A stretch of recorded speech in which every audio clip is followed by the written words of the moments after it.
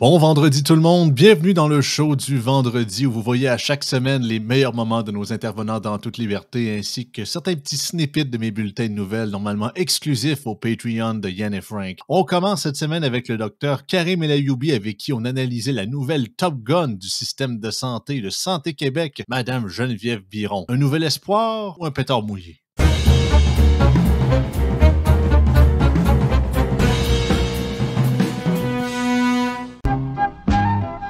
Maintenant, ce qu'elle a démontré lors de la conférence de presse, c'est que, c'est sûr que c'est pas une politicienne. C'est-à-dire que c'est pas quelqu'un que tu peux y demander de bullshiter puis avoir l'air très crédible en mentant en pleine face à la population. Donc, à moins d'être une extraordinaire manipulatrice, mais c'était pas le cas. Elle est pas très à l'aise avec les médias. Elle est pas très à l'aise dans la communication avec des Kodak un peu autour d'elle. Il y a des gens qui sont très à l'aise avec ça. Par exemple, le politicien le plus prodigieux de sa génération et peut-être des 50 dernières années, le très beau Gabriel Nadeau-Dubois. Lui, Gabriel Nadeau-Dubois, il peut te dire, il pourrait arriver, il n'a jamais dit ça, puis il dira jamais ça, mais il pourrait arriver et dire, le communisme, c'est la plus grande chose qui a existé dans l'histoire de l'humanité, et tout le monde l'applaudirait. Bon, il a un talent de communicateur né. Il peut t'amener de la bullshit totale, il peut te mentir en pleine face, et tu vas juste l'adorer. Une certaine portion significative de la population vont l'adorer. C'est un peu ça. Elle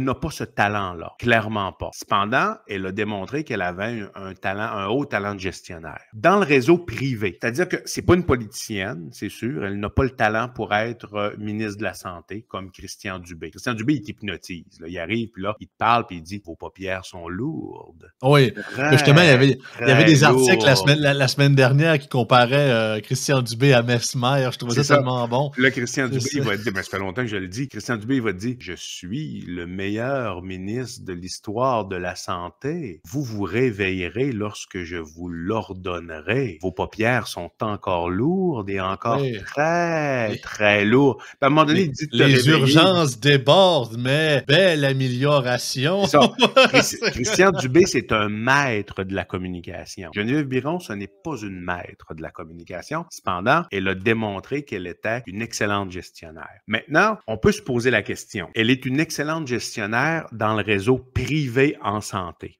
Qu'est-ce qu'elle connaît du réseau public? Probablement quand même un peu, parce qu'il y a des partenariats privés-publics. Et moi, quand j'envoie mes patients chez Biron, on a un bon service via le réseau public. Mais connaître le réseau public, ça veut dire comment les urgences fonctionnent, comment les corridors de services fonctionnent à travers les différentes régions, les CIS, les CIUS, qui a le contrôle, et ultimement, qui est l'État souverain au-dessus de tous. Et là, je te laisse guesser, Joey. Qui est souverain au Québec? Est-ce que c'est le peuple? Est-ce que c'est le Parlement? Ou est-ce que c'est une autre institution? Non, c'est le bureau du premier ministre. Non. C'est le bureau exécutif. OK, je comprends ce que tu veux dire. Les syndicats. Les syndicats. Ce qui est souverain au Québec, les gardiens du temple, bien évidemment. Ce sont les syndicats. Théoriquement, je veux dire, au sein du système parlementaire britannique, c'est le Parlement qui est souverain. Tu m'as fait un attrape-nigo parce que tu m'as dit au Québec, si tu m'aurais dit dans le système public, ça aurait été facile. Mais non, mais parce que tu m'as parlé politiquement parlant, tu m'as joué un tour, là. Non, t'as raison. T'as raison. C'est pas que la réponse est pas bonne des deux côtés. J'ai pas été suffisamment honnête dans ma façon de poser la question. T'as raison. Parce que officiellement, entendu que notre démocratie, c'est une sorte de monarchie élective qui dit pas son nom là, par rapport au pouvoir que le bureau du PM a sur toutes les autres branches du pouvoir. Mais quand on pense par après, justement, que c'est les 10 gardiens du temple qui tiennent le dit gouvernement par les couilles, ben par définition... C'est-à-dire qu'officiellement, tu avais 100% raison. C'est ça. Mais moi, je t'ai trické un peu là-dedans. Non, officiellement. Mais j'aime bien ça, tricker mon bon ami Joe. C'est ça. Faut s'amuser dans tout ça. On essaie d'être sérieux, mais à un moment donné, il faut s'amuser un peu. Oui. Et moi, je le dis de façon officieuse, c'est que, honnêtement, j'aime beaucoup le profil de Geneviève Biron, mais c'est vrai, et c'est un peu ce que Gaétan Barrette a amené dans son analyse, c'est qu'elle va faire face à quelque chose qu'elle n'a jamais fait dans sa carrière, faire face aux syndicats. Parce que quand tu gères un système privé, c'est pour ça que moi, je veux, dans ma réforme en santé, sortir de l'organigramme graduellement des instances publiques pour les amener au privé, mais que l'État demeure quand même le payeur. Pourquoi? C'est parce que pour des choses de mineurs à modérés, il faut bien le dire, parce que le réseau privé, lorsque tu l'exemptes, et là, la loi permet aux employés de de syndiquer, ils ont le droit de se syndiquer, mais là, ils ont à négocier de façon différente avec un autre employeur. Et lorsque tu multiplies ces employeurs, tu fais en sorte que tu n'as pas un syndicat qui a un pouvoir tout puissant au-dessus et qui devient le souverain de l'État. Et tu veux pas que le syndicat soit le souverain de l'État. Tu veux que le souverain de l'État, ce soit le peuple. Bon, dans le système parlementaire britannique, c'est le Parlement, mais ultimement, le Parlement est quand même nommé par le peuple. À partir du moment où tu as des syndicats qui sont tellement puissants que tu peux rien faire. Et là, on le voit, Christian Dubé et Geneviève Biron ont été pris pour sortir parce que là, il y avait les syndicats qui arrivaient avec des pancartes en criant « Pas de privé en santé, pas de privé en santé ». Mais vous vous basez sur quoi? Ah, ils ont-tu de l'argent? Hey, c'est-tu le fun, la Formule Run, la quantité d'argent que tu peux garrocher pour acheter des pancartes pour une affaire, une journée? Sac ça aux poubelles, on passe à la prochaine affaire. Sérieusement, là. C'est pour ça que la question revient, la question centrale revient, Karim, c'est que là, cette madame-là, j'ai l'impression qu'elle va se ramasser comme Gandalf dans Le Seigneur des Anneaux, là, tu sais, quand dans la scène aussi qu'il a découvert que Saruman, c'est un méchant, puis il y a comme 4-5 portes, il essaie de sacrer son camp, la porte ferme, elle essaye l'autre porte ferme, tu sais, fait que là, elle va dire, OK, je vais essayer de changer ça. Bang, la porte se referme. Ah, ben, je vais essayer de modifier ça d'abord. La porte se referme. Fait que tu dis, OK, mais tu sers à quoi? Parce que si le gouvernement avait une réelle volonté de vouloir changer le système pour le mieux, puis en tout cas, Dubé, je vais y donner depuis des semaines, des mois, on en parlait souvent, toi puis moi, tu sais, dire que ça prend une nouvelle vision du système de santé, puis une vision moderne, puis de ci, de ça. Mais justement, il y aurait eu l'air cave si la vision, il aurait élu comme Top Gun un genre de fonctionnaire d'État du public qui est là depuis genre 30 ans, comme nouvelle vision du système. Par définition, ça devait venir de l'extérieur. Mais par contre, c'est que si tu mets juste dans son genre de petit, un peu comme un bébé dans son petit parc, là, tu sais. Là, tu dis, OK, t'as le droit de jouer là-dedans. Ouais, mais c'est comme, t'as le reste de la maison, elle. Ah non, tu peux pas toucher à ça. C'est juste dans ton petit parc. Parce que justement, les syndicats veulent pas. C'est une condition sine qua non. Si tu veux changer le système de santé, faut que tu partes en guerre contre les centrales syndicales par définition. Tu peux pas être assis entre deux chaises. Tu n'as pas besoin de partir en guerre. Tu as besoin de faire quelques légiférations qui graduellement vont amener une diminution de la puissance des syndicats. C'est ça. Cette semaine, avec le journaliste José Soucy, on parlait de la fameuse crise qui se passe présentement à Québec solidaire et le balancier entre l'idéalisme et le réalisme. Qu'on soit d'accord ou pas avec les idées de QS, puis crois-moi, je suis loin d'être un fan. Là. Arrête donc. Ça montre un peu les limites de l'idéalisme politique. Et ça, je trouve ça un peu triste de certaine façon. Parce que, tu sais, il y a plein de jeunes là-dedans que, oui, c'est ça, les politiques de QS sont pas mal dans le champ, surtout, dans ce cas, de mon avis à moi. Mais ça reste que c'est des gens qui sont capables de bypasser le cynisme et avoir un certain espoir via un parti qui les ressemble plus dans leurs idées, puis qui sont pas nécessairement un parti d'establishment, et justement, qui se dit être un parti qui prône davantage leurs valeurs que s'abaisser devant la machine politique dans le seul but d'avoir des votes. Mais de l'autre côté, ça faut pas se le cacher, la réalité frappe elle aussi. Là. C'est un message aussi que je peux envoyer également à certains électeurs du PCQ, parce que j'en ai connu plusieurs de l'autre côté du cadran qui est un peu dans la même mentalité. Tu sais, que même je rajoutais des gens que j'ai déjà travaillé avec, tu sais, comme des Samuel Grenier de ce monde, ou peu importe. Je dis pas qu'être idéaliste, c'est pas bon. Moi, je suis idéaliste sur plein des idées. Mais avoir une vision purement idéaliste, sans aucune faire mention du réel et de la réalité du plancher des vaches, et aussi que la politique, c'est plate à dire, puis autant que je suis un gars qui veut garder la plus grande quantité de morceaux de mon intégrité intacte, mais dans le format actuel, la politique est un peu crasse. Est un peu, malheureusement, si tu veux te faire aider dans le système parlementaire britannique actuel, t'as pas le choix. On dit que le pouvoir est au centre. Ben oui, parce que justement, c'est le même que tu peux plus... Centre-gauche, centre-droit, mais c'est ça, tu peux plus cruiser nécessairement l'électorat. Tant que tu peux dire que t'es plus idéaliste, puis d'autres, on a du courage, puis on n'a pas peur de parler de telle affaire, contrairement à tel autre parti qui s'est recentralisé, puis tout ça. Ouais, mais ça a ses limites. Autant que oui, vous avez la conscience tranquille, puis je nie aucunement ça, là. Puis vous dites ce que vous pensez à 100% all the time, puis c'est vraiment rafraîchissant, puis je suis 100% d'accord. Il y a très peu de politiques que je suis d'accord avec Maxime Bernier puis son Parti populaire, mais sa prestation dans le débat aussi qui avait été invité, le débat francophone dans les deux élections fédérales passées, que sur la question d'augmenter la pension de vieillesse au fédéral, tous les partis avaient dit oui, à madame retraitée qui avait posé la question, c'était le seul qui avait dit non, madame, on peut pas, parce que justement, on est dans le trou. Puis si on continue à faire ça purement par but électoraliste, on n'aura plus de marge de manœuvre au cas qu'il y ait une crise, puis il avait raison, parce que la pandémie est arrivée un peu de temps après. Je me suis dit, tabarouette, c'est tellement rafraîchissant, jamais un politicien ferait ça pour de vrai. C'est ça, c'est que d'un côté, c'est la gestion du balancier, parce que tu peux pas nécessairement être trop dans le réel, puis ça deviendrait comme trop stoïque, puis trop fade, puis trop gris. Tu sais, ça prend de la couleur, ça prend de l'idéalisme, ça prend du courage, ça prend de l'espoir, mais ayant trop de couleurs de l'autre bord, ben c'est là que justement tu commences à pelleter du nuage, que tu commences à flotter dans les airs sans plus nécessairement savoir c'est quoi la réalité du terrain. Fait que tu sais, c'est comme un genre d'équilibrisme entre les deux, là, tu sais, fait que c'est un peu ça, là. La réalité te rattrape à un moment donné. Que tu le veuilles ou pas, elle va te rattraper. Tu sais, je te donne cet exemple-là. On veut des voitures électriques pour sauver la planète. Mais en même temps, lorsqu'on a des véhicules traditionnels à essence, on va chercher du gaz aux stations d'essence. Lorsqu'on arrive aux stations d'essence, tu sais, ça coûte très cher au Québec. Pourquoi? Parce que c'est extrêmement taxé. Si maintenant, on ne vend plus d'essence, on va aller chercher de l'argent où? La taxe sur l'essence, on va la prendre où? Ben, on va être obligé d'augmenter les tarifs d'électricité. Ben, ils sont déjà en train de travailler là-dessus. Il y en a non, absolument. Ben oui. Ce que je veux dire, c'est qu'à un moment donné, t'as beau avoir des idées, est-ce qu'elles sont applicables dans la réalité? Dans la vie de tous les jours, est-ce que ton idée, on peut l'appliquer? Puis c'est pas juste ça, parce qu'au Québec, on est habitué à gérer d'une façon où on se regarde le nombril. Pourquoi? Parce qu'on est unilingue francophone pour la majeure partie de la population québécoise. Mais là, lorsqu'on met d'avant des politiques sur le marché mondial, est-ce que c'est des politiques qui peuvent s'appliquer? On peut pas se refermer sur nous-mêmes non plus. C'est un exemple que je donne.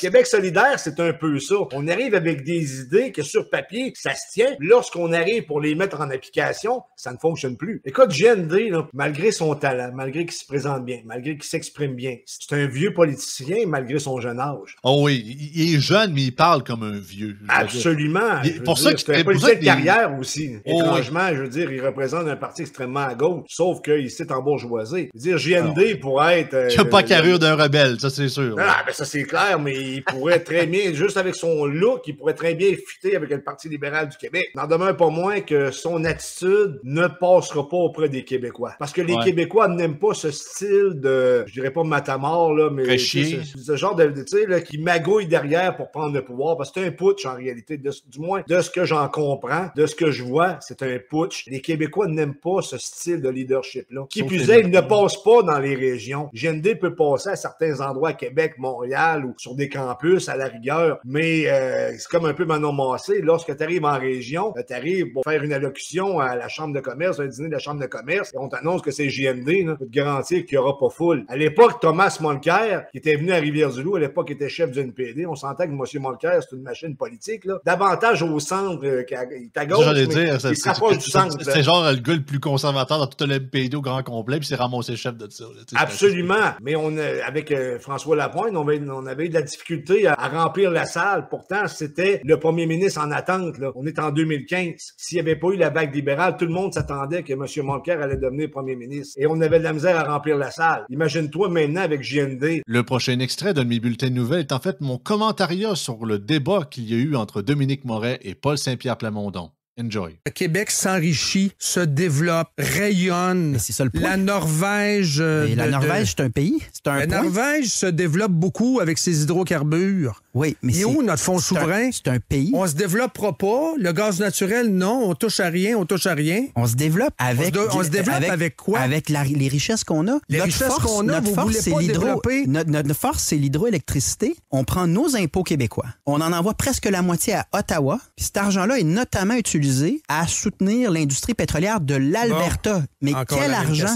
Mais vous dites que cette cassette-là est fausse, mais dans une autre entrevue, je vous ai entendu dire que c'était pas vrai. C'est un fait. On envoie plus de 2 milliards de nos impôts québécois à des compagnies à l'extérieur du Québec qui sont dans des paradis fiscaux. Ça nous rapporte pas un sou. Nous, on dit le même montant dans un pays, on va l'investir dans des compagnies québécoises. On va faire de l'argent ici au Québec. Avec quoi? Dans des énergies vertes. Avec quoi? Qui sont notre expertise, notamment les énergies vertes. L'hydroélectricité est notre plus gros potentiel. Oui, mais là, on va très rentable. Barrages, on va faire des éoliennes, des solaire. Exactement. Ben voyons donc, on a besoin du C'est des entreprises québécoises qui vont faire de l'argent. Production actuelle au cours des 15 prochaines années. Parce qu'on exporte. Mais c'est des entreprises québécoises, c'est de l'argent qu'on fait au Québec. Mais vous comprenez pas, c'est des entreprises québécoises, puis des entreprises québécoises. Hey, la magie du PQ, là, que tu colles un sticker de la fleur de lys sur n'importe quoi, donc automatiquement, ça va marcher. Vous, en tout cas, de ce que je comprends de votre adhésion au fédéralisme, vous trouvez ça normal qu'on envoie la moitié de nos impôts à Ottawa en échange de presque aucun service? moi, mon fédéralisme a besoin de Viagra, là, je vais vous avouer bien honnêtement. Mais en même temps, j'embarquerai pas dans votre autobus. Donc, j'en déduis que vous avez un fédéralisme mou, mais que...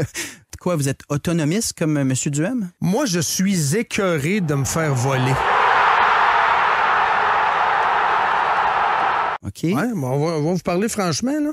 Je suis rendu là. Cette semaine, Québécois publiait ça. C'est quoi le titre de ça? C'est pas assez de services obtenus pour les lourds impôts payés. Puis c'est une opinion vastement partagée dans la population. Le partagez-vous, ça? Oui, totalement. Qu'est-ce qu'on fait? On arrête d'envoyer la moitié de nos impôts. Bon, la cassette. Non, c'est pas une cassette. J'en envoie pas pire. Moi, je regarde ma slip de paye. J'ai eu ma paye jeudi.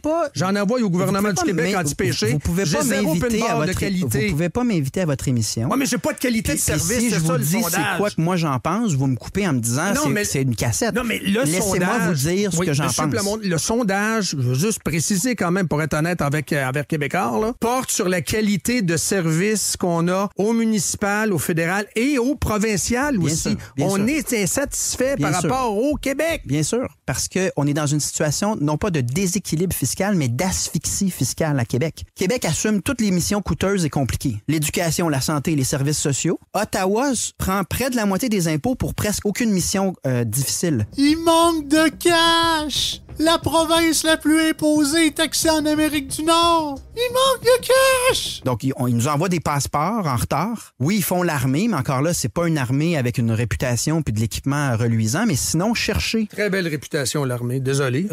Canadienne à l'étranger, moyen. Moi, je respecte les soldats, puis c'est pas une question de manque de respect, c'est une question de sous-financement puis d'équipement. Ou commence pas à te mettre à dos les militaires, surtout pas à Québec. Just saying. Se servir de l'écofiscalité pour assurer l'utilisation durable de nos ressources naturelles. Ça revient à tout bout de champ dans votre programme. Objectif zéro déchet. Moi, j'en veux moins de taxes, mais vous voulez me taxer. C'est pas une bonne annonce de magasin, là. Si vous êtes un magasin, c'est pas une bonne publicité. Non, en fait, c'est faux de dire qu'on veut augmenter le fardeau fiscal. Oui, mais c'est l'écofiscalité. Moi, l'écofiscalité, ça veut pas dire que la fiscalité au total, tu veux l'augmenter pour la classe moyenne.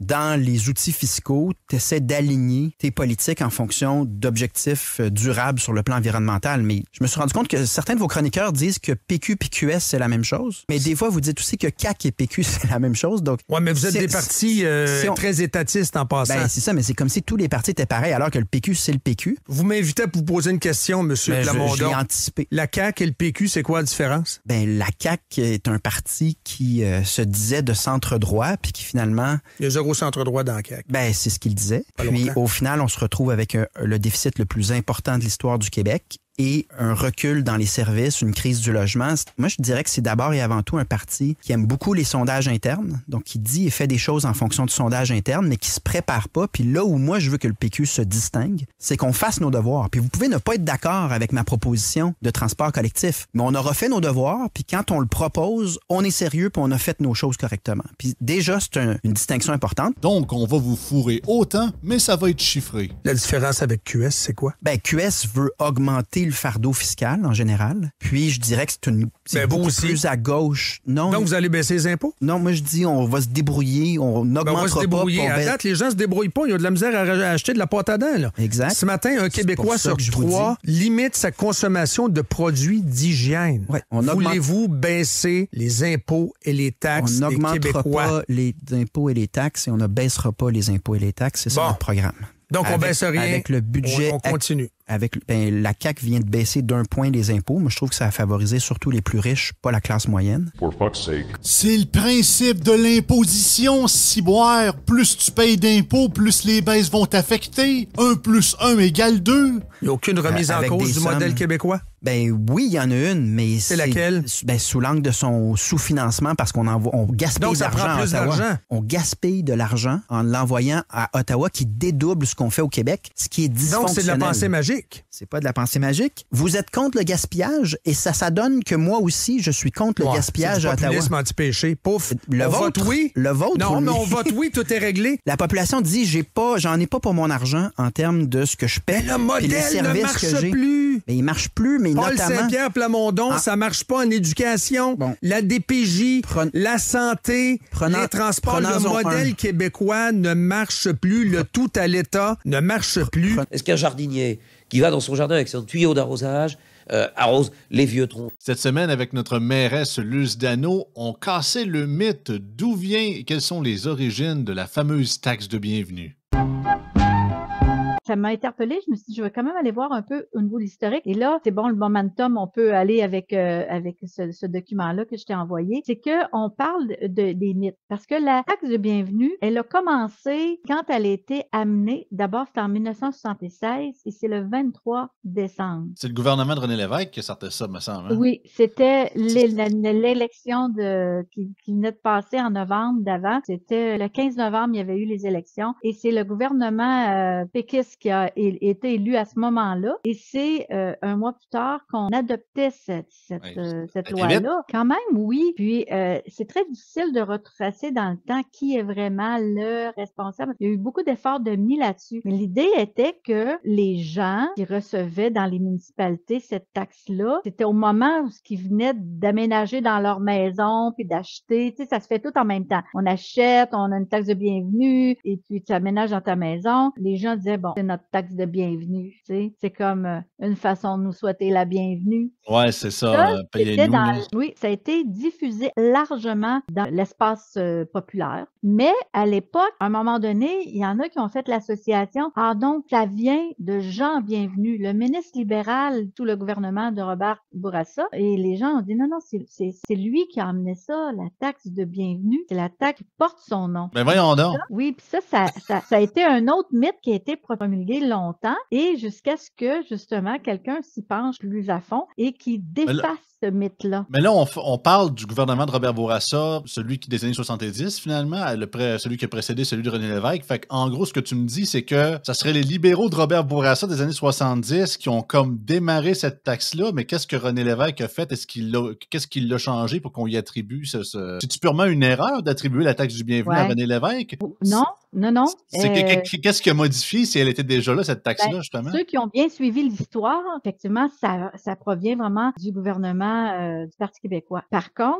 il y a eu comme, avec le temps, avec aussi ce qu'on appelle le jeu du téléphone, à un moment donné, ce qui s'est promulgué aussi, c'était, on cherchait de où ça venait et on a pensé que ça venait de ce ministre-là. Et là, c'est que l'histoire en question, le document, on dit, on peut pas attribuer que ce soit lui pour différentes raisons. D'abord, Monsieur Bienvenu a été là de 1970 à 1976 et il a été démis de ses fonctions parce que le gouvernement libéral a perdu ses élections à ce moment-là. Lui n'a pas eu son poste, il n'a pas eu de siège, de nouveau siège, et donc il ne pouvait pas être l'instigateur puisqu'il est parti le 15 novembre alors que la loi est arrivée le 23. Alors là, on nous dit, est-ce qu'il aurait pu être le père avoir une l'idée derrière et qu'on lui attribue. Est-ce qu'il n'y avait pas comme un genre, regarde, pour prendre un exemple, le projet de tramway de Québec, là, à l'origine, là, c'est le maire Marchand qui l'a repris, mais à l'origine, c'était le projet de tramway de Régis Labombe, pas se le cacher. Mettons qu'on prend cette image-là, puis on assume que le tramway va se faire, puis que les gens l'appellent le tramway de Régis, mais qu'en bout de ligne, c'est Marchand qui l'a fait. Fait que c'était-tu un peu ça? Est-ce qu'il y avait comme, historiquement, est-ce qu'il y avait eu comme un genre de projet de loi d'avant les élections que les libéraux de Robert Bourassa et le ministre Bienvenu auraient fait, puis finalement, ça a comme été échoué, c'est mort au feuilleton, comme on dit, mais finalement, le René Lévesque l'aurait comme ressuscité, puis le monde se sont dit, ah, voyez-vous, ils mettent la taxe de bienvenue, là, tu sais, mais je sais pas, je posais une question, là, mais tu sais, tout ça a été analysé justement pour défaire le mythe, en disant, il y a rien, il y a aucun document qui a été trouvé dans les années 70 à 76, stipulant qui aurait pu amener ça. OK, fait que c'est vraiment sorti de nulle part. C'est vraiment sorti vraiment de par son nom, et il y a eu comme un amalgame une association faite avec son nom et avec l'évocation populaire. Ah, j'ai reçu une taxe, c'est ma taxe de bienvenue, tu sais, et c'est ça. Parce que c'est ça, faut le rappeler aux auditeurs, je pense, la taxe de bienvenue, c'est pas le titre officiel de cette taxe-là au municipal, à moins que je me trompe, là. Ben non, première fois qu'à l'Assemblée nationale, on a parlé de la taxe de bienvenue, je pense que c'était en 91. OK, ça fait un bout, là. Quand Bourassa est revenu au pouvoir par la suite, dans l'époque des années 90, fait que ça fait encore un petit bout, mais spécial. J'entendais, c'est une autorisation provinciale que les municipalités puissent pouvoir émettre cette taxe-là. Puis là, je disais, une autorisation, donc c'est facultatif. Si on autorise, c'est facultatif. Et effectivement, au début, elle était facultative. Oh. Elle a été facultative de 1976 jusqu'à 1982. Okay. Et en 82, elle est devenue obligatoire. Et c'est là qu'en tant que mairesse, même si je voudrais faire plaisir à mon monde, puis dire on va se trouver une autre source de revenus, je pourrais pas. J'ai pas le droit. C'est obligatoire par la loi maintenant. 82, c'était encore l'évêque, si je me souviens bien. Il en restait pas beaucoup, mais l'évêque est encore là. C'est encore son gouvernement. Oui. Et avec Sensei Pascal Derry, on parlait de l'anxiété, de comment construire sa propre résilience et aussi qu'il s'est créé un nouveau T-shirt. T'as fait des T-shirts? Non, c'est Anthony qui nous a fait un T-shirt. C'est que ça? Ah, si, Bonac. Fucking joy. C'est donc bien malade. Il est malade. Gros merci Anthony. Lui qui l'a fait, je sais pas comment là, je m'en sur un site, mais il a fait un Christy de bon choix. Il aurait manqué genre juste ta grosse face derrière le In Fucking Joy avec la gueule ouverte, mettons. Ouais, en arrière, là, comme genre le tatou à Steve-O dans son dos. Ah, c'est donc bien nice. And fucking joy! On l'a fait, le T-shirt, on l'a fait! Faut que ça devienne viral. Ah, sacrifice, c'est malade. Tout part de rien, mais des fois, ça peut devenir gros rapidement. Ah non, c'est magnifique, ça. Faut qu'on le fasse tatouer sur une fesse, quelque chose. Ah ouais, à quand le T-shirt du Dacortina, on va en faire 400. Hey, ça serait tellement bon, ça! Marqué en arrière, toujours frère. Toujours vrai. Dacortina. Il faudrait qu'on retrouve le vieux logo, man, du Dacortina. Ça doit être. Je sais même pas si on retrouve ça sur Google. Il y a plein de monde. La face d'André Arthur. Une face d'André là, qui fait le I du Dacortina. Yes! Moi, il allait coucher devant tous les soirs. Quand je savais que c'était le chiffre du chef Didier, qui travaillait les jeudis, mardis et dimanches, j'arrivais avec mon tout-terrain. La veille au soir, je me parquais devant la porte pour que le lendemain, vers midi et quart, ils me disent « André, viens-tu me macérer le steak? » C'est Bonac. Mon steak 2A, macéré jusqu'à ce qu'il atteigne la catégorie 3. Viens t'en masser le beefsteak. Je n'ai réussi qu'à atteindre un 2,5. Un 2,5. La sauce aux poivres du chef Didier. J'en ai encore un peu dans le coin de l'œil. Et voilà. Ça pique en tabarouette. C'est des gros grains de poivre, là, tu sais. Telle la sauce du chasseur. La sauce du chasseur qu'on buvait à grands coups de tasse. C'est super gros. Non, l'éco-anxiété, ça n'existe pas au niveau de la génétique. C'est ça. L'anxiété, c'est ça.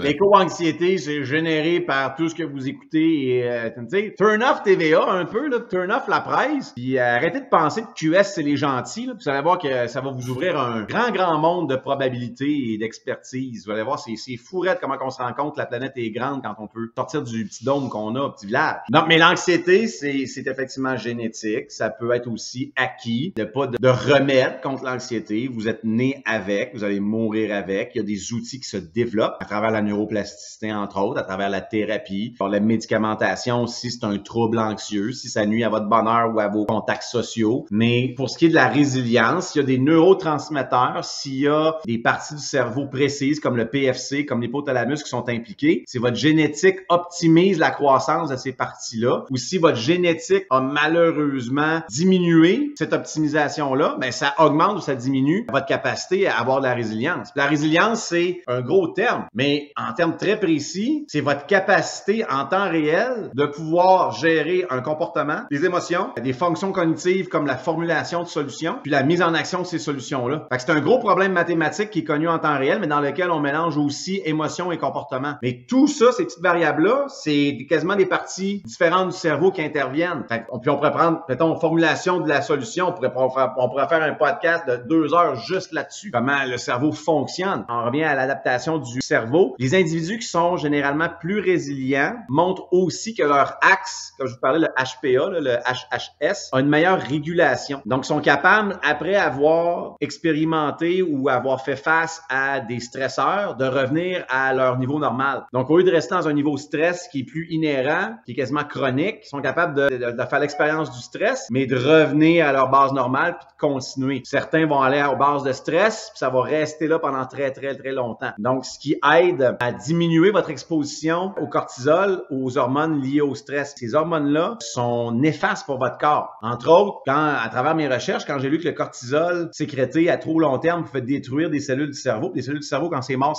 j'ai quasiment paniqué. Puis j'ai fait des recherches là-dessus, puis je me suis rendu compte que les oméga-3 sont une excellente source de lutte contre le cortisol et de garder vos fonctions cérébrales puis vos cellules cérébrales en bonne santé. Fait que depuis ce temps-là, tous les matins, c'est 3 comprimés d'oméga-3 parce que je sais que je vis un style de vie qui peut emmener des stress. Je sais que j'ai un cerveau qui roule tout le temps. J'ai peut-être une propension naturelle un peu plus à l'anxiété. Fait que pour moi, de prendre ça, c'est numéro 1 parce que je veux protéger ce que j'ai entre les 2 oreilles. On n'a rien qu'un. Et ceux qui n'ont pas de comprimés, mangez du poisson. Ouais. À moins que je me trompe, c'est encore full d'oméga-3. Ça dépend du type de poisson parce que tu as les oméga-3, tu as les oméga-6. Okay. Faut faire attention aussi du type de poisson parce que tu sais, quand on veut aller prendre une certaine substance, entre guillemets, naturellement dans les aliments, n'oubliez pas que vous prenez ce qui vient avec l'aliment. Il y a quelqu'un qui vont dire je manque de fer, il faut que je prenne la viande rouge. Mais si tu en prends un S-load de viande rouge, ben, tu prends aussi les additifs que dans ta viande, tu prends aussi le gras saturé, tu prends le reste. Là. Ça, c'est le fameux régime que Jordan Peterson et sa fille font depuis quasiment je sais pas combien d'années. Là. Ils mangent quasiment uniquement ça, là, de l'eau, puis red meat, puis... Ouais, la diète carnivore, ça échappe à mes connaissances pour l'instant, mais je dirais que j'ai assez de curiosité, parce que j'en ai entendu parler par plusieurs personnes, puis j'entends juste pour l'instant, j'entends des bonnes choses. Que ça, c'est ça que j'entends aussi. Là. Semble-t-il qu'il a perdu du poids, puis tout le kit dans ce con. Il faudrait que je lise là-dessus pour en parler plus, mais tu sais, des gars qui sont, des gens que je suis sur les réseaux sociaux ou dans les médias ou dans des ressources autres qui en parlent en bien, comme le keto d'ailleurs. C'est tout pour cette semaine. Merci beaucoup d'avoir été là. Sachez que les En toute liberté sont disponibles du lundi au vendredi sur le YouTube et le Spotify de Yann et Frank. Et si vous voulez voir davantage de contenu exclusif, abonnez-vous au patreon.com/isénéchal. Bon week-end tout le monde.